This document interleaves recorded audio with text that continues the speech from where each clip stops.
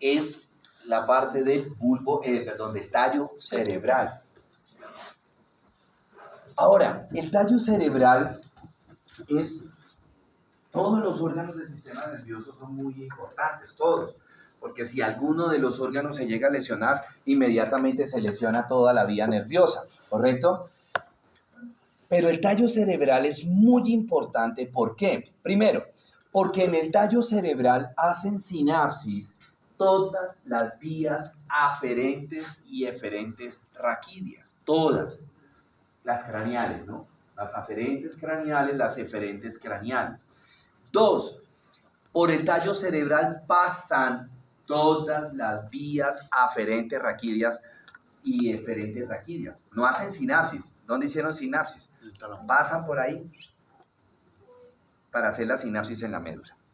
Me hubiera preguntado en el quiz en la médula. Pero pasan por ahí, pasan por el tallo. ¿Sí? Segundo. Tercero, vamos a ver que ahí van a nacer unos pares craneales. ¿Sí? Unos nervios, así como en la médula nacían unos nervios, que eran los nervios raquídeos espinales, que eran los que me conducían la información para las vías aferentes o eferentes raquídeas. En el cráneo, lo mismo. Pero ¿quién va a cumplir esa función? Los nervios raquídeos, que ahorita vamos a hablar. Los nervios raquídeos no, los nervios craneales o los pares craneales.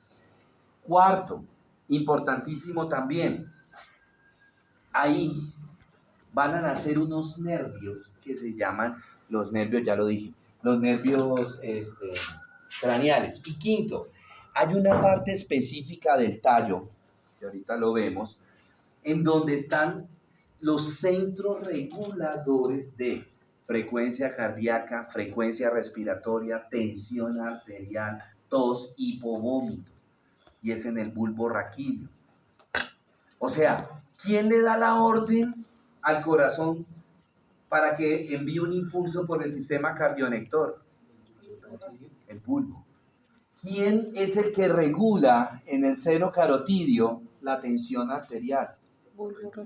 ¿Quién es el que le dice al diafragma contráigase, relájese para que nosotros inspiremos y expiremos? El bulbo raquídeo. Por eso ustedes ven en algunas novelas o en algunas películas que la persona llega y se golpea aquí atrás y se murió. ¿Sí? No es tan insofacto la muerte, pero quiere decir que esa persona se lesionó ¿a quién? Al tallo cerebral. Se lesionó el tallo cerebral, específicamente al bulbo raquídeo, ¿cierto? Bueno. En el tallo cerebral nacen lo que les decía, los pares craneales del 3 al 12. ¿Sí?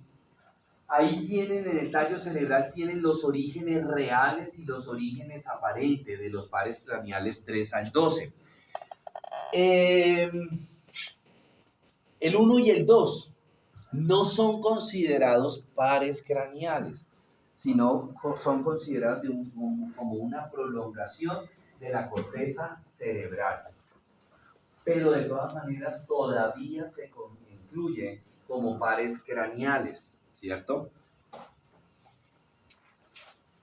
Bueno, vamos a mirar las partes. Aquí tenemos un tallo. Entonces, habíamos visto que el tallo tenía 3 partes, de abajo hacia arriba. El bulbo raquídeo o médula oblonga, la protuberancia o puente y el mesencéfalo. ¿Sí? Esas son las 3 partes del tallo cerebral. Acá lo tenemos, ¿cierto? Este es el cerebro, ¿verdad? Este es el cerebelo, este es el tallo, y dentro del tallo bulbo, protuberancia, mesencéfalo. ¿Correcto?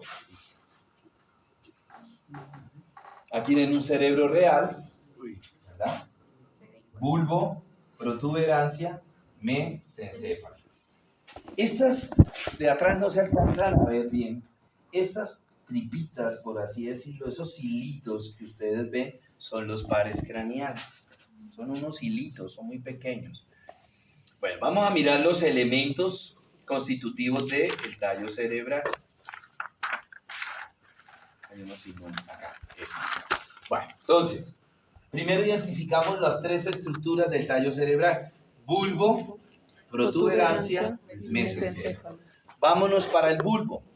Veo una depresión profunda. Esta es la parte anterior, ¿sí? Veo una perforación o una depresión profunda en toda la mitad del tallo, del bulbo, que se llama el surco medio anterior. ¿Se acuerdan? El surco medio anterior en la médula espinal, que también era amplio. Esta es la continuación. Surco medio anterior. Al lado y lado del surco medio anterior veo dos elevaciones, como dos chichoncitos que tiene el bulbo, que se van a llamar las pirámides. Pirámides bulbares. Detrás hay otro surco que se va a llamar el surco preolivar, y al lado y lado están otras dos elevaciones al lado de la pirámide que se llaman las olivas. Entonces, por eso este surco se llama preolivar, olivas, y este surco se llama retroolivar. Entre el bulbo y la protuberancia hay otro surco. Ese surco lo pueden llamar de dos maneras. Se puede llamar surco póntico inferior. Póntico hace referencia al puente. Surco póntico inferior, o lo pueden llamar surco bulbo protuberancial. Cualquiera de las dos maneras está correcto decirlo, ¿sí? El que se acuerde más fácil. Luego tenemos la protuberancia. Aquí en toda la mitad de la protuberancia encuentro como viene algo como así.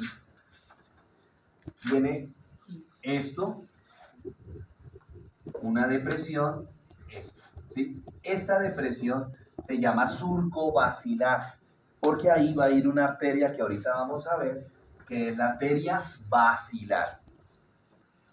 Y acá tenemos como unas especies de brazos que tiene la protuberancia, que se van a llamar los pedúnculos cerebelosos.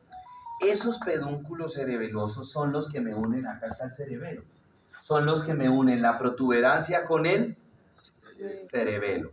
Y esos surcos cerebelosos son tres: superior, medio, inferior, ¿cierto?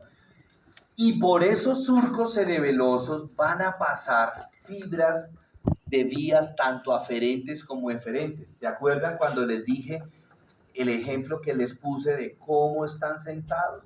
La información inicialmente estaba ¿en dónde? Acá.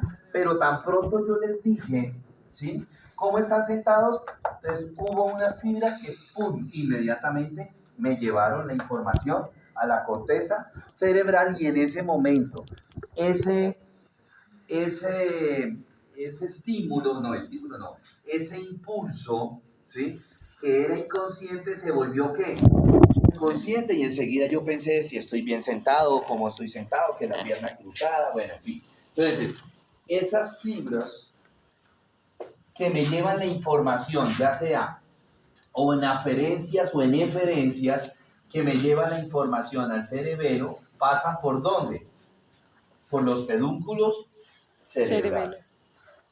Luego tengo, entre la protuberancia y el mesencéfalo, tengo otro surco, que se llama el surco póntico superior. Este era el póntico inferior, este es el póntico superior. También se llama surco pontomesencefálico, ¿sí? Y finalmente tengo el mesencéfalo. En el mesencéfalo encuentro otros dos brazos, pero ya como en diagonal hacia arriba, que se van a llamar los pedúnculos cerebrales. También por esos pedúnculos viajan fibras nerviosas, o aferentes o eferentes, ¿cierto? En medio de los dos pedúnculos cerebrales encuentro estas dos bolitas que se van a llamar los cuerpos mamilares. Y debajo de los cuerpos mamilares encuentro unas perforaciones que se llaman los espacio perforado anterior. Por ahí que va a salir líquido, céfalo, raquídeo. ¿Listos? Eso no miremos la parte posterior, porque la parte posterior del tallo es bastante compleja. Muy bien. Miremos ahora los pares craneales. Pares craneales. Primer par craneal.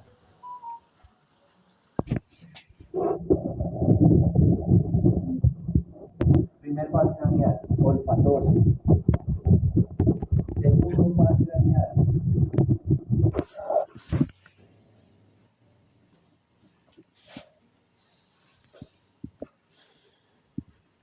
óptico.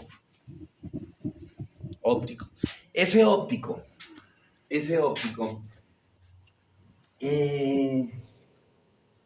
tiene una cintilla, un quiasma y luego viene el nervio. ¿Qué particularidad tiene este? Que la cintilla, esta es cintilla del lado derecho, se entrecruza y pasa para el lado izquierdo. Y lo mismo hará la cintilla del lado izquierdo, se entrecruza, y ese sitio en donde se entrecruzan se llama quiasma óptico. Y este ya es el nervio óptico. Entonces, esa es una decusación del nervio. Entonces, ¿qué pasa? Que esa decusación del nervio, entonces lo tenemos que tener muy en cuenta para que cuando nosotros tenemos pacientes que tienen problemas oculares, ¿sí? Entonces, si el ojo derecho es el que está afectado, bueno, hay que mirar qué tipo de afectación es. Hay que tener en cuenta hacia qué parte del lóbulo occipital llega esa lesión. ¿Sí?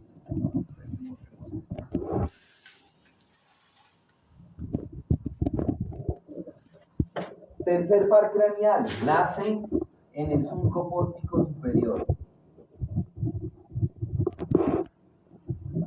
Se llama motor ocular común u oculomotor, cualquiera de las dos maneras. Ahorita vemos la motor ocular común. Cuarto par craneal, proclear. Anteriormente se llamaba patético, por el tipo de mirada que producía cuando se lesionaba el cuarto par craneal, la forma en cómo la persona miraba, entonces por eso le llamaron patético, pero ya se llama estroclea. Este es el único par craneal, el cuarto, que nace en la parte posterior del tallo cerebral. El resto de pares craneales nacen en la parte anterior del tallo cerebral. Quinto par craneal está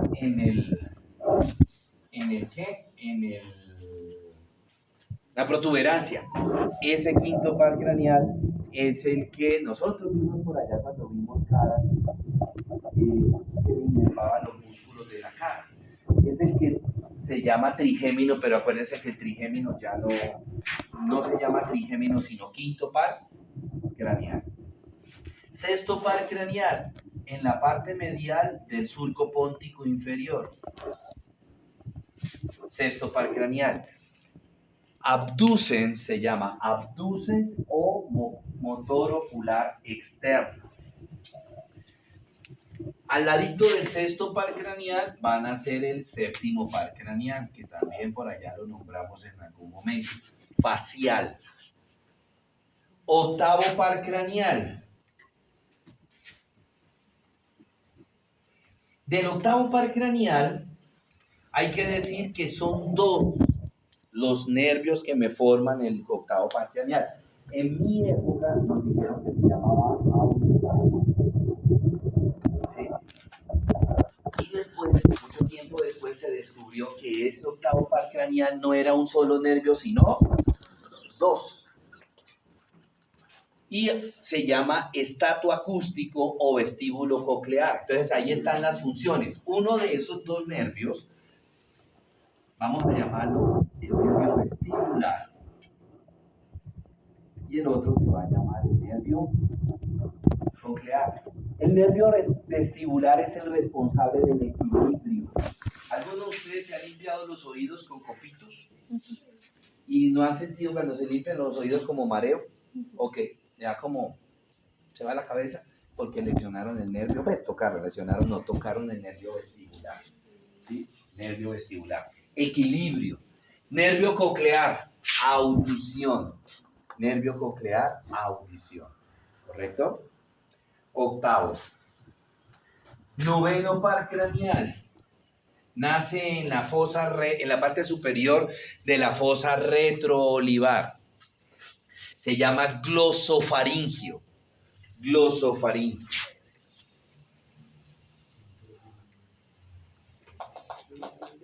Glosofaringio.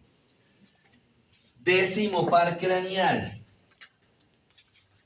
se origina también por debajo del noveno par craneal en la fosa retroolivar. Ese es yo ya les dije a usted cuál es el verdadero nombre del décimo par craneal, el que anteriormente se llamaba vago. No, anteriormente se llamaba vago, ahora se llama neumocardio gastroentérico, porque ahí me está diciendo todos los órganos que le inervan. Neumo, pulmones, cardio, corazón, gastro, estómago, entérico, vísceras supramesocólicas. Neumocardio gastroentérico. Es el verdadero nombre del décimo par craneal. También se puede decir décimo. Sí, acuérdense que yo siempre les decía décimo. ¿Sí? Ah, sí. Y el día que a usted allá en Neuro, en el hospital, le pregunten por el verdadero nombre, entonces va a decir: el Cucho Rodríguez me robó y me dijo, apenas me dio un cuartico del nombre, que era el décimo. Bueno, no sé, esa es la hora que todo el mundo nos preguntamos por qué se le llama vago, si es el que más trabaja. Neumo, cardio, gastroentérico, es el que más trabaja. Pero bueno, en fin, no sabemos en qué estaría pensando el que lo descubrió. Décimo primer par craneal, espinal o accesorio. También se origina en el espacio retroespinal, en el surco retrovulvar. Y decimosegundo par craneal en el preolivar, en el surco preolivar. El decimosegundo par craneal, que es el hipogloso. ¿Sí? Entonces ahí están los pares craneales, los 12 pares craneales. Miremos las funciones. Bueno, el primer par craneal, pues olfatorio, pues ya sabemos cuál es la función, la olfacción. ¿Sí? La olfacción. El segundo par craneal, el óptico, la visión. Tercer par craneal, motor ocular común. Él va a ir a unos músculos que nosotros tenemos por fuera de los ojos, que se llaman los músculos extrínsecos de los ojos. Son 6 músculos extrínsecos de los ojos. Recto superior, recto inferior, recto medial, recto lateral, oblicuo superior, oblicuo inferior. ¿Sí? Entonces, el tercer par craneal oculomotor llega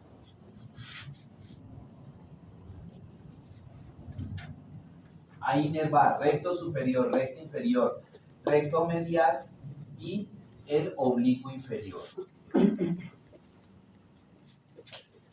Estos músculos son responsables ¿de qué? Que son los responsables de la AD del globo ocular, o sea, llevar el globo ocular hacia adentro. Son los responsables de la mirada fija, cuando nosotros dejamos quieto el globo ocular. Son los responsables de regular el calibre de la pupila, que después cuando veamos globo ocular miraremos eso. Regular el calibre de la pupila, ¿correcto? Luego viene el cuarto par craneal, que era el que se llamaba anteriormente patético, hoy día se llama troclear. Él va a inervar ¿cuál músculo? También de los músculos extrínsecos de los ojos, el oblicuo superior. Oblicuo superior. Él es el responsable de la mirada hacia abajo. Muy bien. Luego tenemos el quinto par craneal, más llamado trigémino. Todavía la Gold Standard no ha autorizado el nombre. Pero recuerden que el trigémino es solamente el pedacito de nervio que sale del ganglio del quinto par craneal a la protuberancia. De resto se llama quinto par craneal. Ese quinto par craneal, si ustedes se acuerdan, cuando vimos cara, tenía 3 raíces nerviosas: oftálmica, maxilar, mandibular. ¿Sí? Que eran las que se nomenclan con V1, V2, V3. Entonces, el quinto par craneal se encarga de darle no sé si en ese entonces yo les hice un cuadrito entre el quinto y el séptimo No, de la inervación. no, ese no está. Entonces, la cara tiene unos músculos superficiales y unos músculos profundos. ¿Sí? Aferencias, eferencias. ¿Sí? Entonces, las aferencias de los músculos superficiales están por el quinto par craneal. Las eferencias de los músculos superficiales, séptimo par craneal. Las aferencias de los músculos profundos, séptimo par craneal, y las eferencias de los músculos profundos, quinto par craneal. Entre el quinto y el séptimo se intercambian, por así decirlo, las funciones. El quinto hace las aferencias en un músculo, en un grupo muscular, y hace las eferencias en otro grupo muscular. Entonces, el quinto y el séptimo son los responsables de dar tanto la parte de la sensibilidad como la parte motriz de los músculos de la cara. ¿Sí? Ahora, hay que ver a qué grupo muscular pertenece. Bueno, el sexto par craneal, el motor ocular externo, también llamado abducens. ¿Por qué? Porque ese nervio va a inervar el músculo recto externo o recto lateral o abducen, que es el encargado de llevar el globo ocular hacia afuera. ¿Sí? Facial ya lo vimos. El octavo, estatoacústico o vestíbulo coclear, que era el que anteriormente se llamaba auditivo. Recuerde que tiene dos nervios, el nervio vestibular, que es el responsable del equilibrio, y el nervio coclear, que es el responsable de la audición. Cualquiera de los dos nombres, porque la GOL estándar autorizó dos nombres, o estatoacústico o vestíbulo coclear. Estatoacústico por la función, ¿sí? Estato, equilibrio, acústico, audición. Y este es por el nombre de los nervios. Vestibular, vestíbulo por el nervio vestibular, coclear por el nervio coclear. Luego viene el noveno par craneal espinal, también se llama accesorio. Espinal o accesorio. Él es el encargado de la parte de la respiración, inerva el diafragma. Él es el encargado de la fonación, inerva las cuerdas vocales verdaderas, y es el responsable de los movimientos del hombro y de la escápula, el espinal.